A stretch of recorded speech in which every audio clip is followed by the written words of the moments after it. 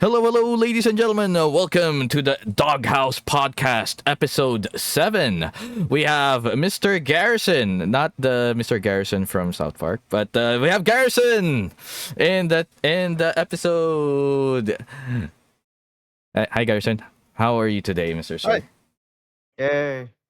Doing well. Thank you guys for having me. Oh my God. The most enthusiastic. Yay! Thank you, Zent. No, I honestly excited to have Garrison on. Yeah. Man, I haven't had someone call me Mr. Garrison from South Park since like middle school. So that's a huge throwback right there. Oh well, that was not Wait, planned. is your name really Garrison? Yeah. Oh. Wow, really? That's such a Yeah. cool fucking name. What the Yeah. Well. Oh, some lore about Garrison. He is actually called Garrison. Nice. Mhm. I'm not Grars IRL, by the way, just to make it clear. Oh, it is Garrison, like the fortress, right? Not Son of Gary. No, not Son of Gary. Son of Okay, Gary. okay. All right. Okay, so for people who do not know Garrison, what do you do, Mr. Sir? So my day job is a software developer. Mhm. But I got into crypto back in 2021. Back when probably about 3 weeks before AXS really like mooned from Mhm. like $4 and went on that crazy run to $150. Yep. Yeah, had just gotten in at the perfect time there, and I was actually just breeding Axies and selling the unhatched eggs. Mm. So yeah, that was my like gateway into it, because before crypto, I was always into like automating and stuff, and Mhm. like writing like video game bots. So like any of those like Ultimate Team games from EA, like I used to write a lot of bots that would buy and sell cards and stuff, and then I Whoa. would uh sell the like in-game currency Mhm. to others and stuff. And yeah, when I was in college, I was just like, there's got to be some other game out there that I could be like doing this for or whatever. And I heard a bunch of people were making money on like RuneScape and stuff, and Mm. I was just kind of like looking for games, and I think I stumbled upon a video. I think his name was Jake. I don't think he's really in Web3 that much anymore, but he had a video on Axie, and it Mhm. was like right as Axie had gone through its first initial wave of getting popular. And like AXS had ran up to like $10, and then it came back down to like $4 or something. And I was like, oh, like I could hop in here, make some like spreadsheets, like I could be like breeding and stuff.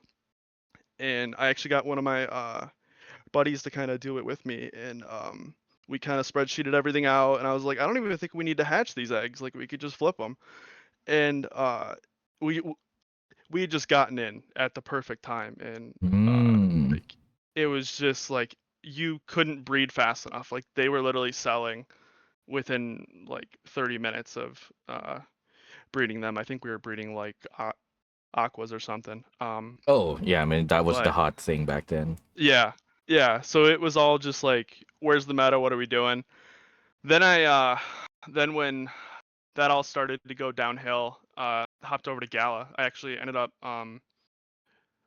getting into the Gala nodes pretty early on, so Okay. I kind of got lucky twice in a row there. Um, and then just kind of got into that whole ecosystem. The speculation over there after what had happened with Axie just went absolutely crazy. Mhm. Like NFTs that did absolutely nothing were going for thousands of dollars, and I just kind of set up shop on OpenSea and just kind Mm. of flipping stuff here and there. And I like it was crazy, like because people were always kind of hopping from one game to the next. Like I would just throw offers on all the stuff on OpenSea, and I just make sure I'm the highest offer, and then would just like slowly flip from there. And I got really really good at that, and then ended up actually writing scripts and stuff that were tracking OpenSea, tracking like trends, tracking like what things were currently going for, what prices I should be buying them for and stuff. Um, yeah, and then I Hmm. really didn't find my way back to Ronin until I want to say like October 2023 or so. It was right before Pixels really like took Mm. off. And uh that was like the first time where I was like, okay, like I had always kind of built in the background, was always building analytical tools for myself, building like marketplace alerts and stuff. Hmm. And when I kind of came back into the Ronin ecosystem, that was when they were partnering with Zentry, and they were like Oh, doing I all remember the that. yeah, like all the InfoFi stuff. So like Hmm. actually, if you ask a lot of people, they probably think I came to Ronin from Zentry, but it actually just kind of happened at the same time that I started like posting on Twitter during that kind of time frame there. Hmm. And but I had been around Ronin for like the past like 3 or 4 years, but I had never really been involved in the actual community. And Hmm. so then once I like started to get to know people and stuff around here, and then obviously there's some really hardcore uh, communities here with Hmm. Moku and Mots and yeah, just like there's a lot of really smart individuals, but I noticed really quickly we don't have a ton of actual builders, Yeah. like community builders. Like we have a lot of content creators, we have crazy amount of artists, Hmm. but like we don't have like individual builders. And uh that's where I really saw the opportunity, was uh like I've always loved building stuff on the side, whether it's little like scripts, bots, whatever. And I was like, you know what? I think this is a good opportunity to kind of mix the crypto Hmm. side with the AI side that I've really been getting into over the past year or so now, and that's really blown the doors wide open on how fast you can kind of crank stuff out. Yeah. And yeah, and then that kind of led into Moki Manager, which I'm sure we'll kind of get into and stuff. Yo, perfect segue. All right. I was So wondering. why do you think that is? Why do you think there's not a lot of builders in Builders. Web3? Hmm. So I think it's not so much Web3. I just think it's the ecosystems right now are so like focused on trying to attract players with airdrops, players with all like, come try our game, we'll give you tokens, we'll give you whatever, and it's just straight extracting, which those are good for like quick analytics, like, oh, my game has whatever 10,000, 15,000 players, like Yeah. look at all the activity it had in the first week, and then they're going out to VCs, whatever, Hmm. raising money off those numbers. Yeah.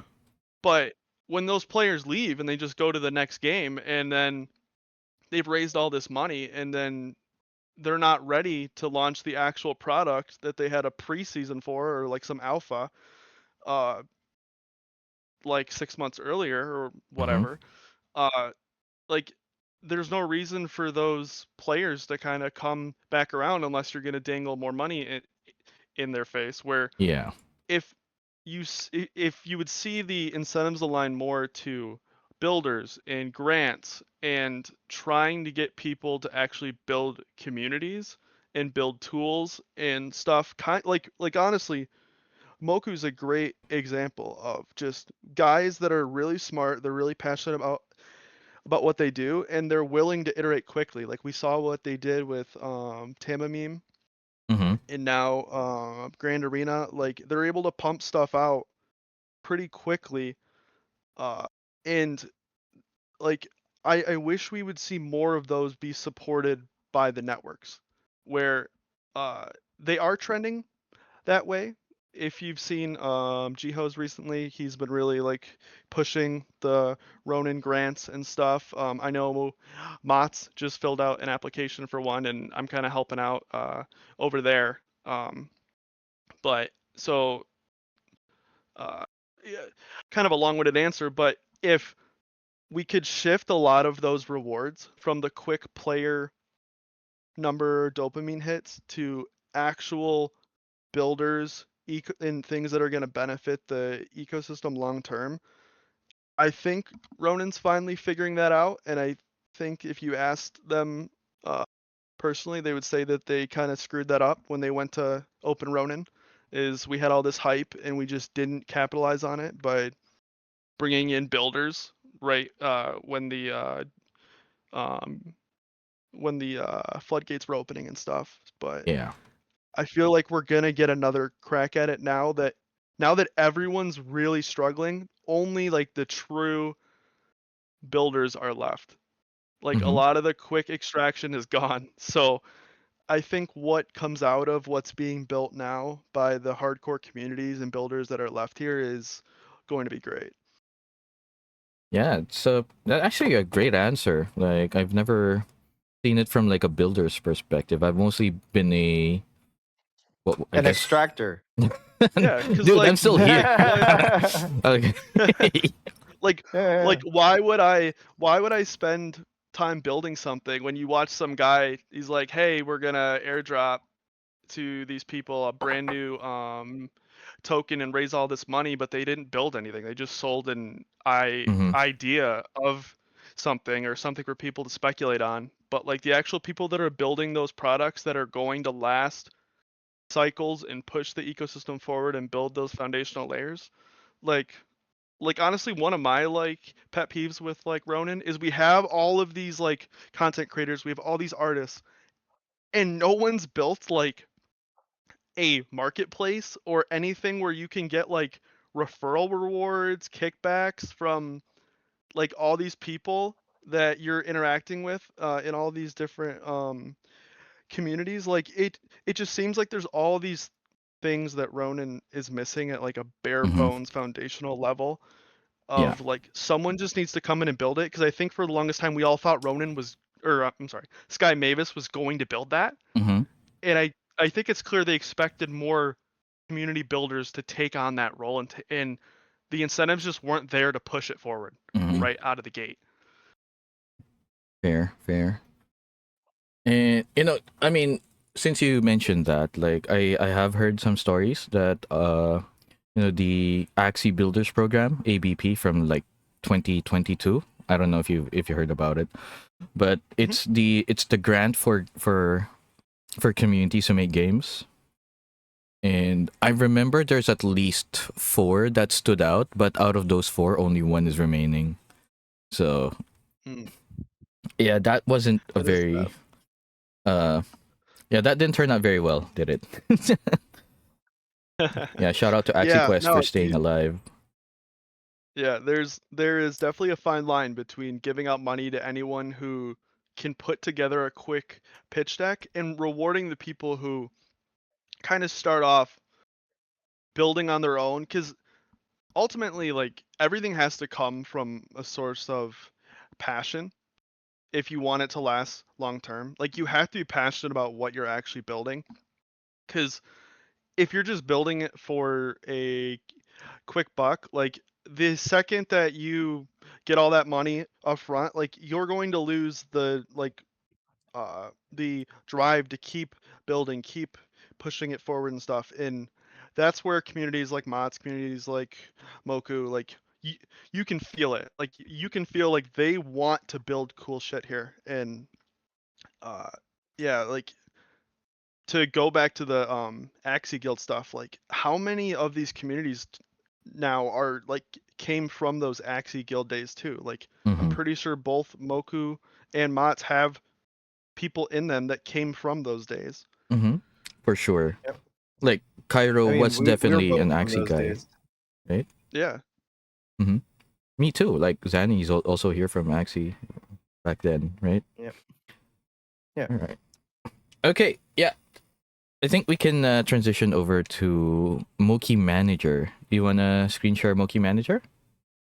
Sure. I can give you guys like a brief overview for anyone who doesn't know All right. what Moki Manager All right. I'll is. transition now. There you go. All right. What can All you right. tell us about Moki Manager, Mr. Garrison? So when Grand Arena was launching into preseason a few weeks ago, it kind of just started out as more of a like, hey, like we don't have all the information of like everything about Grand Arena, Moki Mayhem, the Mokis, the classes, the stats. Like it's all in Twitter posts everywhere, but we don't have like a clear understanding or like a one central location where you can like learn about everything. So it kind of just became a quick like passion project of like, oh, I wonder if I could have like AI scrape Twitter, and I like pointed it at like the main like Moku, Edu, Hantao's accounts, and a few others, and was just like, hey, scrape everything they've ever talked about relating to this. And then I just kind of had it keep doing that until I built out like a huge text document. And then I actually threw that into an AI tool, and I was like, hey, just like make a wiki from this. And it looked a little bit rougher around the edges than it does now, but I was actually blown away because I'm like, I've always been in the world of like uh, building like mobile apps, building apps for vehicles and stuff. I've actually never been in the world of designing and building websites and stuff. So a lot of this has been new to me, but it's also been a good opportunity to implement a lot of best practices that I've learned over the years. But yeah, Moki Manager basically turned from a wiki into being able to manage all of your Mokis within the game and track their stats, analytics, rankings throughout the day, and then uh, um, we've got stuff like related to the market. We've got stuff related to where you are on like global leaderboards Mm-hmm. and where the like base stats of your Mokis rank up against everyone else. Mm-hmm. But from there, it basically became uh, a like passion project of like how far can I kind of take this in terms of like if we're gonna be watching these AI play matches 24/7, like the entire game is the game within the game. It's the analytical game of looking at the numbers, figuring out the best way to train your actual Mokis, figuring out what's the new developing meta and staying ahead of people. Mm-hmm. And that's where the new version of Moki Manager that I'm working on now, that should be live sometime this week, really kind of came from, where using the AI tools and stuff, I've been able to kind of break down Mm-hmm. every single match frame by frame, and basically generate all of the same like analytics that they're showing us on Grand Arena, like all your Mm-hmm. kills, deliveries, war distance and stuff. I've basically figured out how to capture all those events myself. Nice. And so like I can analyze everything. Like I can figure out exactly how long your Moki's taking to respawn, how long it's taking to deposit a ball at the base, how long it's taken to go buff. We we can finally figure out who's been eaten by wart the most. Nice. Oh shit, Yes. You'll that's pretty So cool. yeah, you'll have a yep. leaderboard for that. Most times eaten by war. Oh yeah, yeah. I No, think we're that, gonna there have. could be like fun analytics like that. Yeah. Yes, no.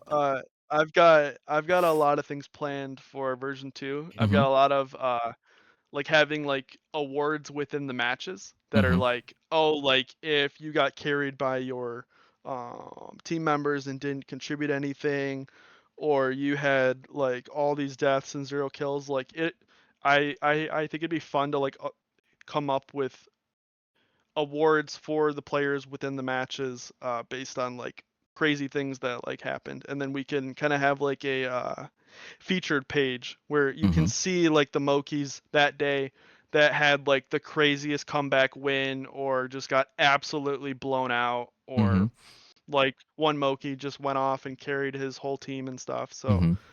now that I have all the information, like that was the hardest part, was getting all of the actual data. Mm-hmm. Now that I have that, version 2 is going to be a lot crazier. I All can actually right. move this and show. So these two scripts you see running side by side are Yeah. actually what is scraping all of the matches from uh,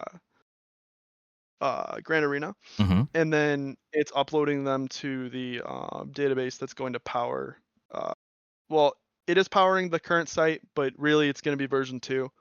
Um, Actually, I can give you a little sneak peek of version 2 here. Ooh, leaks in the Yeah. Doghouse podcast. So it's not just Bruce Yeah. giving us leaks. Nice, nice. Make sure to Let's see. subscribe. Let's see. Yeah. The Subscribe to Doghouse doghouse. podcast. The doghouse is leaking. Yeah. I'll fix the roof Let me later. Don't see. worry about it. Sprung a leak. All right, all right, Yeah, give me. Oh, it's loading. It's loading. all right. Dude, the Loading, we like day that Moki Manager went down, I was like, man, now I have to interact with the actual website. Groan. Dude, I don't touch the website. I'll be honest. I train my Mokis and that's about it. Yeah. And I will say I think their traffic's gonna get a lot lower once version 2 of Moki Manager comes out. Mm-hmm. And I Oh just wait, showed- can you do analytics for that? Like how many more people visit your site versus the... Yeah. I can see the hits on my side. I don't know if I can see theirs. Yeah. I can Yeah. give you guys a little sneak peek of what we've got cooking for All right. version 2. Yo, I've been wait. slowly. This is clean. Yeah. So I can give you guys Oh, the this looks full good. like rundown of how I actually came up with the new site and everything because I've slowly been learning best practices for web apps, Mhm. web design stuff. But yeah, I wanted to take it from its initial phase of being long and hard to consume Mm-hmm. to being very compact and clean. So there Mhm. is a lot of stuff that's still mocked up. So you'll see a lot of weird stuff that's not related to the actual game yet. But I'm slowly working through and moving everything over. But the part that I'm really excited for, Yo. yeah, look at all those Mokis. Yeah, that's a lot easier to Whoa. look at. Yeah. The part that I think is really gonna capture people though is the theater.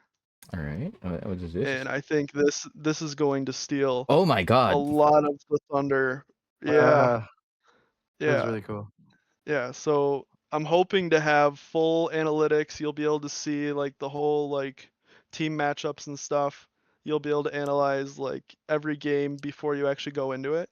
Then you'll have full controls within the match to be able to speed it up, slow it down. I'm hoping eventually being able to add actual like play-by-play casting or having Mhm. some kind of like in like Call of Duty when it would pop up and it'd be like player 1 killed like Yeah, player 2 yeah, or yeah. whatever. Like Like on the top right. I like want to have those like show up so that people can Mhm. follow along because that's the biggest barrier right now is it's hard for new people to understand what they're looking at Mhm. in Yeah, for sure. Moki Mayhem. And I do get it when they say like you just need to watch like 10 games and then you start to really see what's going on because of the 3 separate victory conditions that are all happening. You can kind of get lost Mhm. in Yeah, you like can get lost. yeah, so I really want to try to alleviate a lot of that. So I'm going to be adding like scoreboards along the bottom. I'll be adding like play by play stuff there, and then uh, what'll really be helpful is when you can actually go back, watch all of your matches, and I'm hoping to have some kind of like notification system so you can Mhm. see like a live like hey since the last time I was here my Mokis have played X amount of games and you can see like a day over day summary of like this one's trending up, this one's trending down, and you can figure out like where you need to adjust your actual training of those Mokis or if you need to go look at the leaderboards or go like click into some other uh like owner and figure out like what are they doing. I want to have like leaderboards of like who is the best Moki trainer out there? Like who has figured out the meta? And then we're just going to see Oh. people trying to copy those top people and it's going to create a lot of that like as the meta swings one way there's going to be counterplay Mhm. and I just want to bring a lot of that to the forefront so people can feel engaged Yeah. with the actual game because right now it feels very hands off like Mhm. there's not much to be doing other than training that I want to give people that stuff to kind of dive into. All right. At this point, like has Moku contacted you to hire you or something? This is No, very impressive I asked him stuff. about this yesterday when he was no, in the thing. no. Bruce, Yeah. offer me Bruce, enough yeah. money and I will quit my day job. That's all I have to say. That's all I have to now we'll be able to prove if Bruce actually listened to this podcast. Uh, So. Yeah. I mean, Yeah, he but was no, here. That you know. like Yeah. honestly though, it it's a lot of what I was saying earlier of like your building has to come from a source of passion though. Mm-hmm. Like it has to come from like I'm building cool shit that I would want to build for myself Mm-hmm. like anyway. So like why not let everyone else use it and kind of push the game forward. Um Mm. uh so like it's just one of those things that's like if you work for them, how strict are the rules? Like I love being in that community driven Like being like independent. Yeah. Mm-hmm. yeah, like and you can definitely work with a company and be Mm-hmm. like, "Hey, I just want to be like almost like a community manager, but like a community builder where like you're just building all this stuff that the core team is like way too bogged down by to put out fast enough when the community needs it." And like that's where the hole is right now is like Mm-hmm. Mm-hmm. we need to see the data. And like I get it, it is preseason, they are trying to like rein in the AI, trying to get everything balanced for season 1. Like they have a lot on their plate, so I totally get it. But yeah, like I was like there's a huge hole here to kind of just build community tools that are going to help a lot more with once you get those people in the door for season 1 and kind of pique their interest. This will be the kind of stuff that keeps them around, keeps giving them something to like keep open on one of their monitors. Like I'm Mm-hmm. hoping to have like live alerts coming in here of like events that are happening with your Mokis, like being able to see like it flipping through like your Mokis that are doing really well that day, your Mokis that are doing terribly. And like I just want to drive that sense of connection that you're always like looking at your other monitor to see how your Mokis are doing that day. All That's really right. cool. It is. Oh my god. All right. Okay. Uh. Dang, I'm actually at loss for words. Like I'm looking at that screen, kind of reminds me of like a fighting game. Like. Yeah. So And like, yeah, you were recognized by the community, right? Like you got a champion slot for your efforts. I did, which was honestly the sole goal of it up front. I got really Hmm. unlucky with a lot of the raffles and stuff Mm-hmm. after buying an absolute ton of gotcha tickets. And so I was like, I have to earn one of these. So I'm like, I'm already gonna build this stuff, so I might as well uh share it with everybody else. Mm-hmm. But yeah, now it's kind of turned into one of those things. It's like I have the data of every single game. It's like, what can we do with it? Like I've just got so many ideas of what I want to do, and I'm really interested to see like how much stuff I end up doing that like they were going to do to the main site, but they just haven't gotten around to it yet. Uh, so yeah,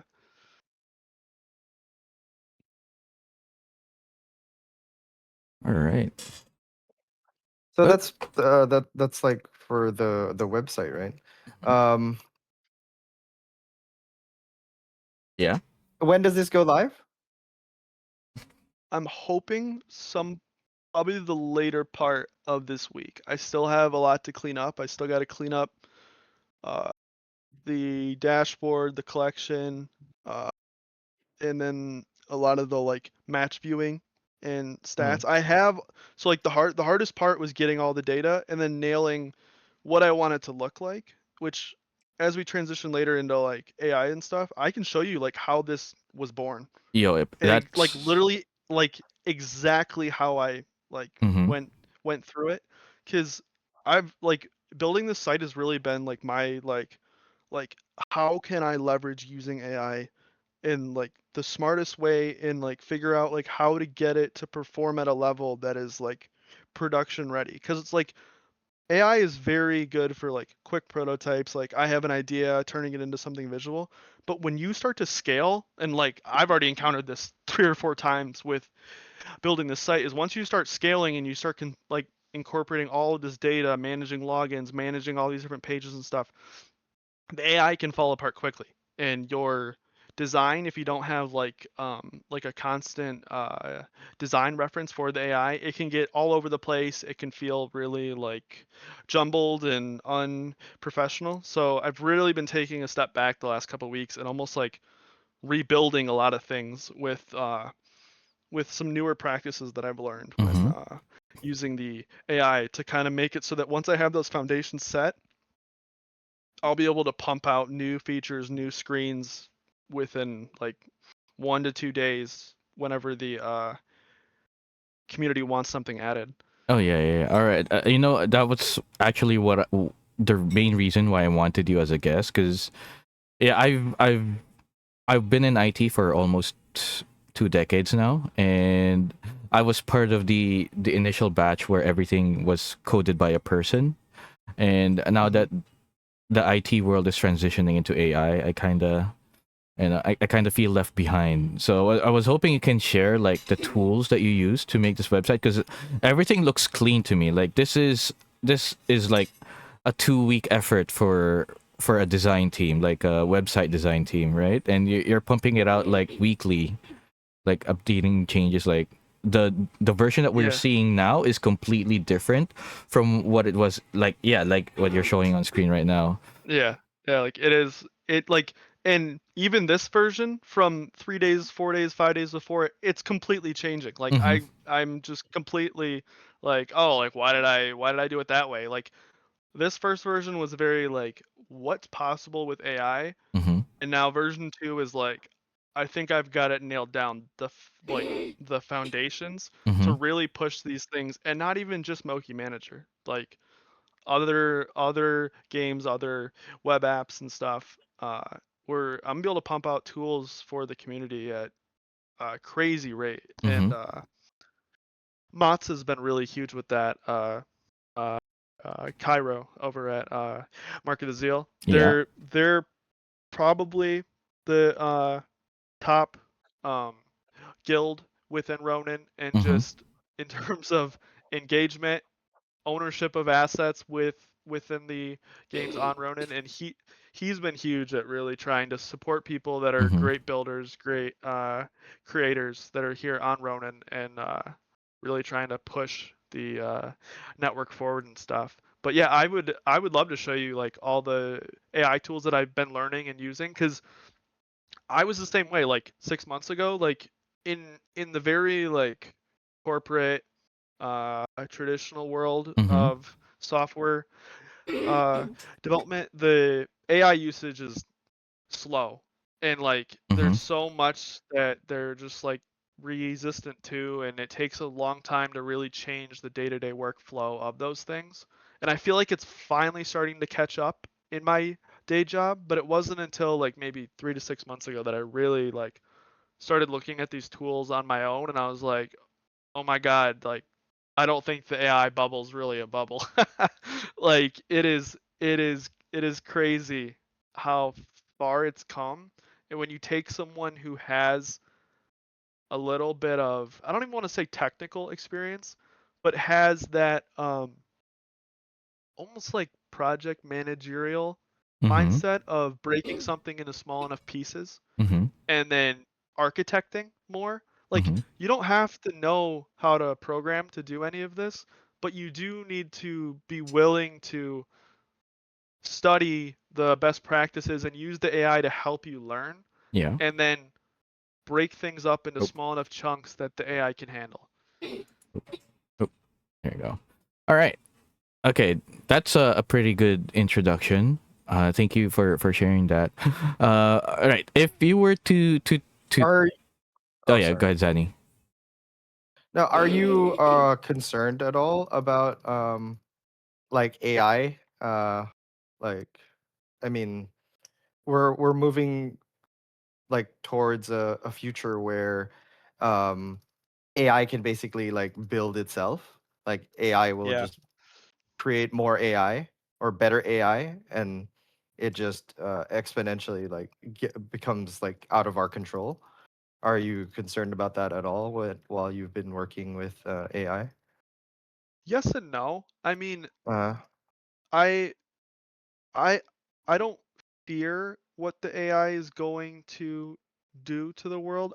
I think it's going to be a shock at first, because basically what we're seeing kind of start now is companies realizing like, hey, like we don't need all these people that are doing monotonous uh, desk jobs, or like even where I work, like a lot of our like programming stuff, it's like this is not very complex, and we have 5, 6 developers on one team for something that like you don't really need it.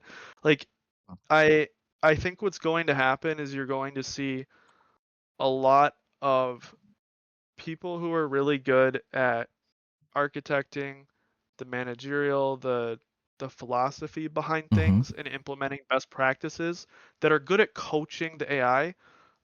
Those type of people with AI are going to be the most valuable people. Like that can replace a team of 5 mediocre engineers. So I really think it's going to expose that skill gap of the people who are truly uh like able to process the like task that they're trying to uh achieve and break it down, Mm-hmm. versus the people that are just like kind of going through the motions, like they like kind of have an understanding but they don't fully have like a grasp of it.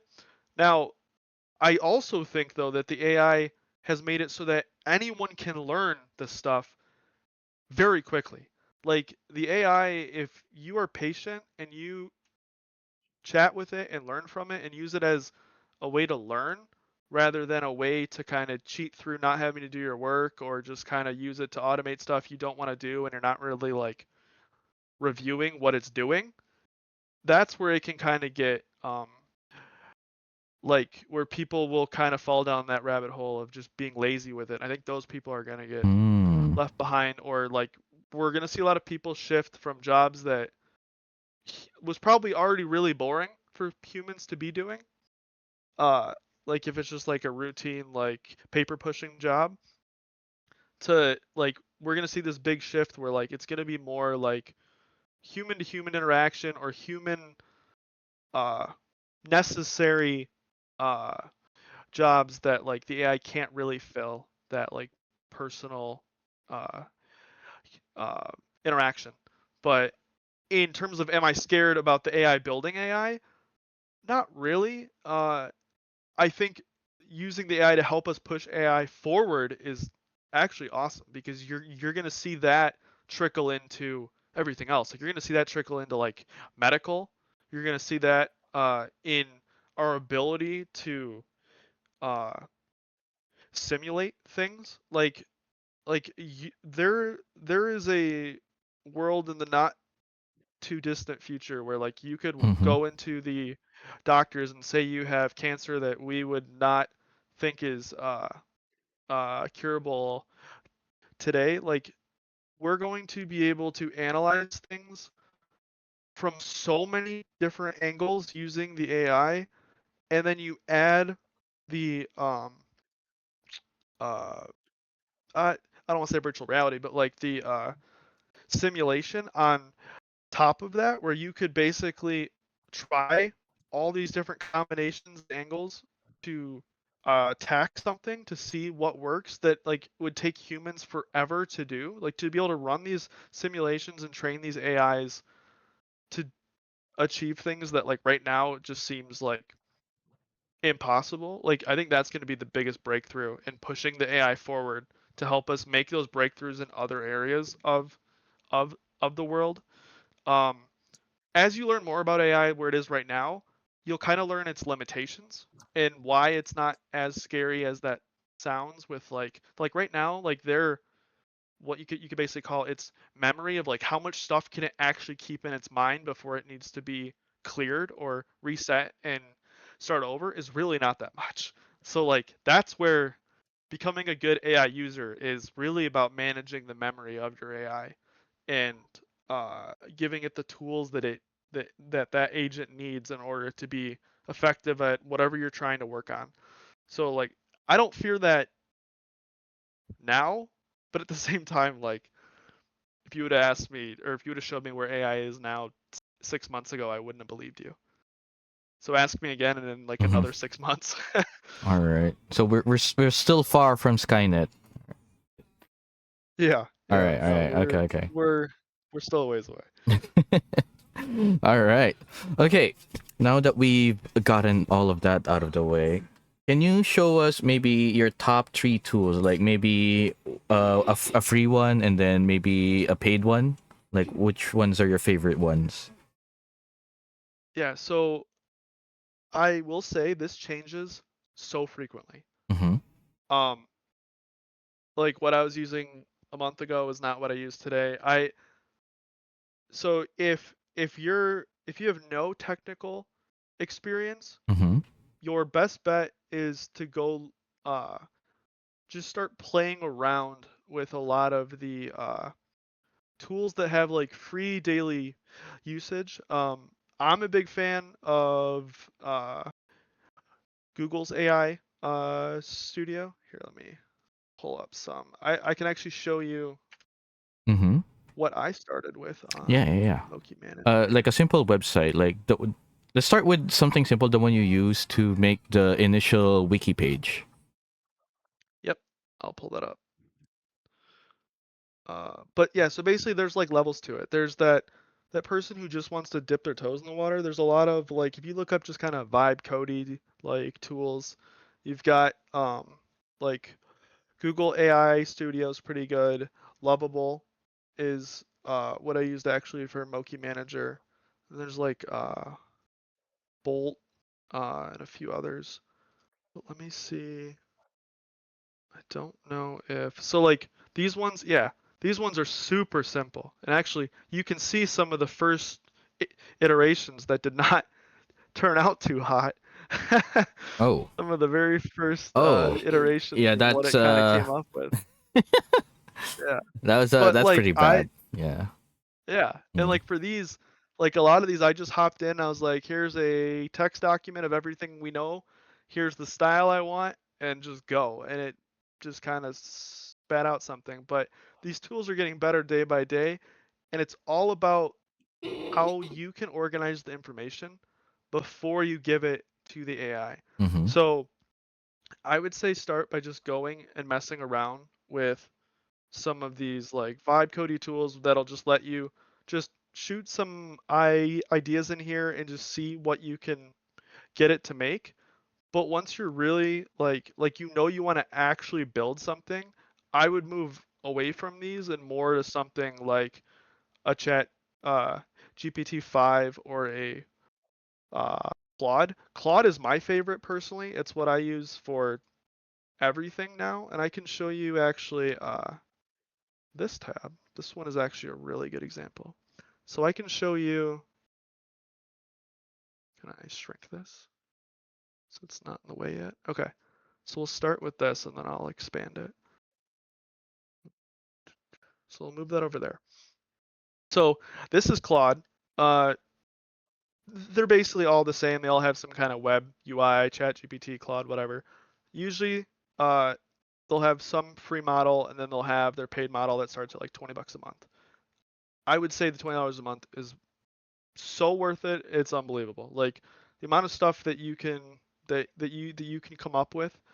Uh, and the best part about these that I've found is actually the fact that you can build projects, which helps you keep a lot of your stuff organized. So like I have a project for Moki Manager that I keep a lot of my images, my files of like here's all the information about Moki Manager. Here's the whole wiki as a text file. Here's some designs we've come up with in the past to keep using as inspiration. And I can show you in here, this was the very first message I actually sent to Claude when I started Moki Manager version 2. And what first thing I did, I took a screenshot of every single page on the Grand Arena site. I Mm-hmm. just went through and I was like, this is the style of the game that I'm looking at. And I wanted it to feel like Grand Arena, Mm-hmm. but I wanted it to have Mhm. more of a subtle tone to it since it's going to be more analytical. Like you don't need these kind of uh, like flashy colors and stuff. when you're trying to look at actual numbers. Mm-hmm. So I actually just started out by having it go through and try to figure out a design system for this. So like come up with like what colors are they using? What are the rules? What are the different components? Like how are they doing their buttons, their tabs, their cards, their whatever. And it uh actually the one thing I should touch on is that there are different modes when you're using these AIs. Mm-hmm. So like in here, you can flip it on to like research mode, extended thinking mode. These are amazing. This thing can go out, search 200, 300, 400 different websites for best practices on whatever topic you're looking for. And that is the ultimate cheat code, is coming in here and letting this thing do research Mm-hmm. before you start going into those tools like I showed before with the Lovable. Like come get your ideas like visually first and then go to those things and build a site, because the more context you can give the AI of like here's what I'm looking for visually and in text, the better results you're going to get. So like here I literally just gave it this little blurb about figuring out how we could twist their design system and a ton of examples, and it was able to figure out like here's the actual colors they're using, like here's a lot of like the fonts they're using, how they're kind of styling things. And basically after I kind of read through that, I had a few other like questions and stuff. I was like, can you mock this up like into some kind of thing that I can visibly see? And we kind of went back and forth little bit more, and I was just like, I just want to see more like backgrounds, dialogues, cards. Like I want to see like the stuff that makes up the system. And then I kind of gave it some Mokis, and it ended up making a dashboard file that was this. And this was something where it created basically 5 different themes for me to pick from, where it was like, how much do you want it to match Grand Arena? Like, do you want it to be crazy? Do you want it to be more subtle? Like, if you ask and challenge the AI, be like, give me variants, give me options, and let me pick, and letting the creativity run, I find models like Claude and Gemini are really good at the creativity of like, you don't give it all the answers, you give it like the core of what you want, and you give it the freedom of like, come up with variants, come up with ways to do this, and then show me. And then it comes back with something like this, and you can be like, I like the buttons in style 3, but I like how you did the actual like cards and sections in style 2, and just chat with the AI back and forth until you get to Mm-hmm. somewhere that you actually like, and then go to those tools that are for building. Mm-hmm. A lot of people skip the actual like, what do I like, getting all of your ideas out first. Like I would say build a text document and just like ramble Mm-hmm. and throw that into Claude. Like actually I have a good example of that by going to Moki Manager here. I can go into, I literally just have one that's ideas, and it is just all my random thoughts, and I have it put it into a nice little document that I can view at any time of like, what have I Mm. thought about, and it just organizes it based on like what screen could we show that on. And so I just keep spewing my thoughts whenever I have them, or I hear someone say something that like sounds cool to add to the site, and it Mm-hmm. organizes it. Then you take something like this back to what I was showing before with the visuals and be like, hey, here's a style I like, help me show this information in a similar style, Mm-hmm. and help it like just prompt it to look for best practices, how to do these things, and it'll slowly build up a document that you can kind of carry forward with you, and then you give that to the AIs that are good at actually coding. Because like, Right. Dude, what did you're describing is sounds exactly like the planning phase of a project for a website. it is. It is. Yeah. You are an architect and a project manager, like I was saying before. It is. Mm-hmm. You need to be able to start from like you're no longer one person. You are the manager of a team, and you oversee everything. But it's up to you to tell your team, hey, like make sure you use best practices when you go and do that part. Make sure you use best practices when you go and set up the database. Make sure that you're researching the best methods to uh like build a cohesive design system before we get started. Because if you just run in blazing, it's gonna fall apart quickly. But if you can build up those like text documents, then I can ask it like, hey, stick to our theme. I want a wiki page that shows this information, and you're going to get stuff that is way closer to what you are already thinking, and you're Mm-hmm. kind of like you're basically managing the memory of the AI is what you're Mm-hmm. doing. You're just keeping a huge document that is like a source of truth of everything you've consulted your team on.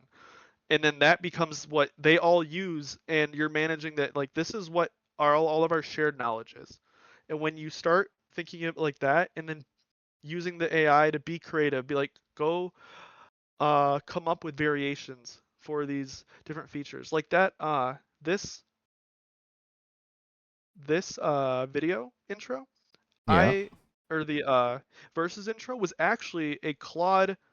I went into the research mode that I showed. Mm-hmm. I was like, go research the like top 10 fighting games. What do they do for their fighting intros? And it was like, oh, Tekken and some other games use this one where three slide in and they have like a versus pulsing. And then it made other ones where it was like, oh, all the cards are flipped over and then they reveal one by one, or they have like leaderboards that are like this team versus this team that show all the analytics. And it was like, which one do you want? And I was like, all of them. I, I want you to make a sample app that has all of those animations and make variants on those animations and just use it to inspire yourself almost. Like just do the research, come back, and then just let the AI go crazy, and you'll Mm-hmm. it's it's crazy what sometimes when you kind of give it free will, but also keeping it structured in like, here's the document of like, here's how we want it to look, here's how it should feel, here's the information. It's like coaching a team, and then you get to hand pick the ideas that you like. Mm-hmm. All right. This is looking less like a podcast and more like a TED talk, but I'm all for it. Yeah. Like, yeah, you've been going on for like 20 minutes nonstop, and I'm just like so interested that I don't want to interrupt you. But yeah, Yeah, I don't know, like if you guys have like any like mm-hmm. deep burning like questions, or you want to see like a specific part, just like All right. Yeah, I do have a question. Like you mentioned earlier, like that you were throwing ideas or building ideas with Claude, and then you throw the design documents to an AI that does the coding. So which AI did you mean when you said that oh, does the coding part? so I also use Claude, but Claude has a variation that's called Claude Code, and you can actually use Claude Code inside of here. Right here, there's a little Mm-hmm. code tab, so you could use this, and it can access the files on your system. Mm-hmm. But what's cool about uh, Claude Code, which actually that's actually what these are running, uh, is you can just open Claude Code in your terminal, or a more traditional, like probably what you're used to if you have a little bit of IT background. Mm-hmm. It's probably something more like this, where it's more like you got your files, Mm-hmm. what's in the file, and then you can run Claude just literally by saying Claude inside of a terminal in order to kind of run it, and uh, you open it up inside of your current um, like folder project that you want to work in. And what's really cool is when you're using something like Claude Code that has access to your computer, is it can go find the things that you're asking about.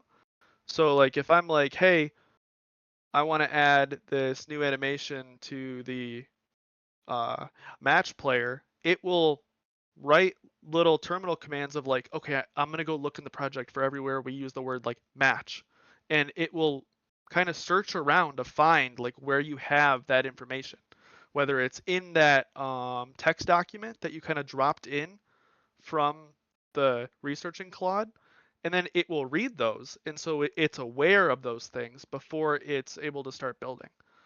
So uh, if you want me to show like something like, do Mm-hmm. you want to see like exactly like going from like plan to having it like actually build something?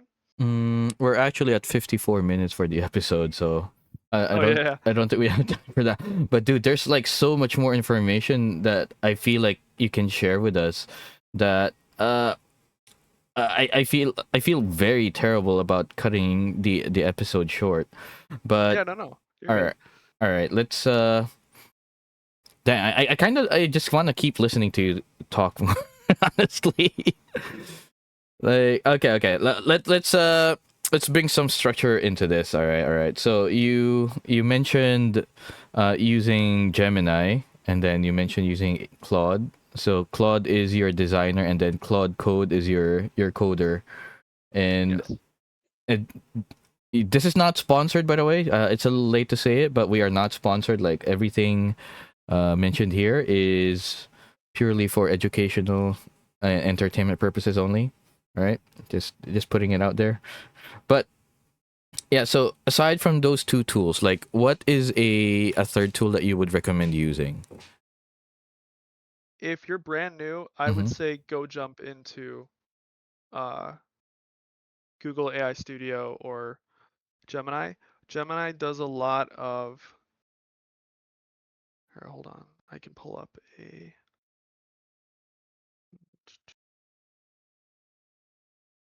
me find the site for it.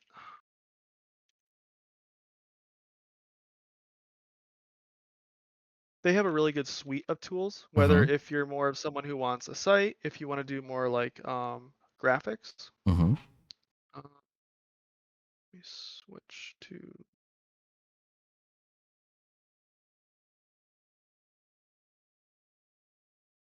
All right. Yeah, so this is not exactly what I wanted, but also it's like when I invited you to the podcast, this is exactly what I wanted to happen. But now that it's actually here, like I kind of feel like I want more of this, like more information. So you do hang out in the Yep. Moku Discord, right? And we've had discussions like this before, just not recorded. So if anyone wants to learn more from Garrison, yeah, just visit the Moku Discord, and if you see him in the voice call, yeah, just go there and talk. Yeah, I'm sure Garrison is more than happy to share, right? Yeah, if you ever are trying to start like building things regardless of the technical background that you have, like it it it truly is a new world where if you Mm-hmm. have the passion and the ideas, like you can teach yourself anything with the AI now. So Mm-hmm. if you ever want to hop in, just pick my brain, or you want something added to the Moki Manager site, like please hop in there. Mm-hmm. All right. Okay, so we're looking at the login. Is that a login or a prompt screen for Gemini? Yeah, so like on like if you just search like Google AI Studio, Gemini, whatever, Mm-hmm. I would say Google's the best model that like they give you a good amount of free credits every single day. Mm-hmm. So I would say just go play around with them. They have like ones that are specific, like Nano Banana for editing images. Uh, they have like a builder mode for more of like a building websites and stuff. Mm-hmm. But I would just go explore their suite of tools. It would take a minute to kind of hop into some of these and show what it's fully capable of. But I would say Google Gemini AI Studio is the best place to start, where like you can start for free and you get access to actually like really good models out of the gate. Mm. All right. All right. What can you show us for an example? Like, um, what's a good example here? Here, I Mm. will grab the.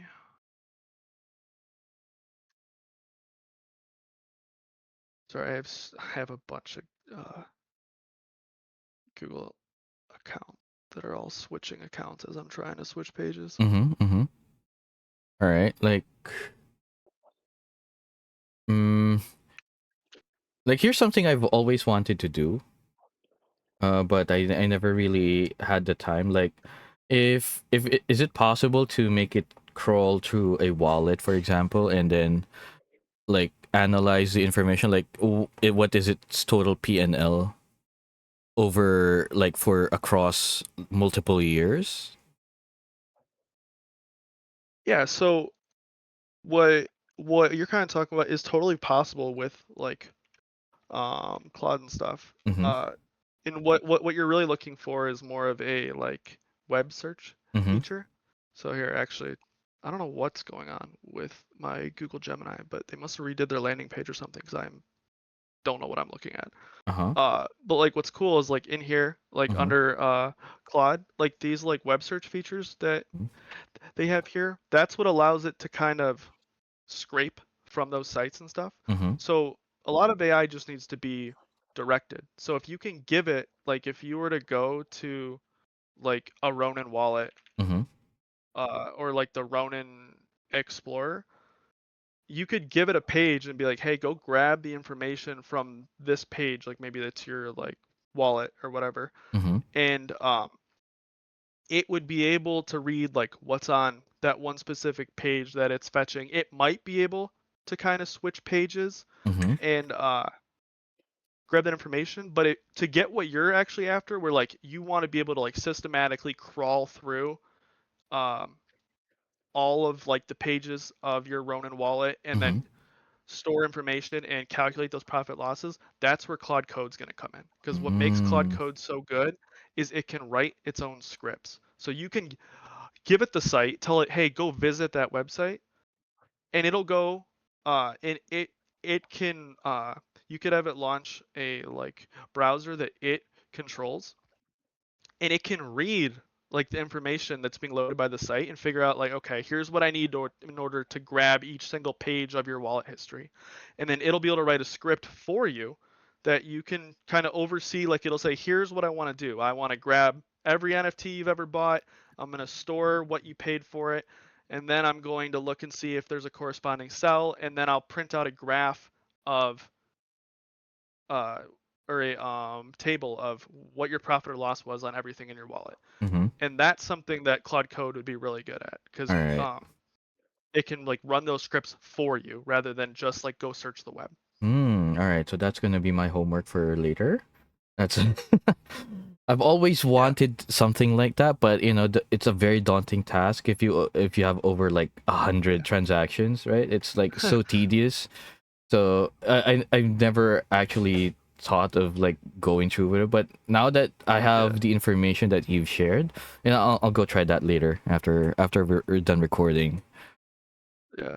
and Yeah. then I actually have built that exact thing that you're talking about, but ooh, this was before the whole like AI thing. So if you do uh-huh. want to see it, let me know. I could probably run it for you. Probably on a separate call or in separate episode. Yeah. All right, Zani, you were saying something? Yeah, I had a question. Um, a lot of people say that AI and crypto are a good combination, Mm-hmm. but I don't see that.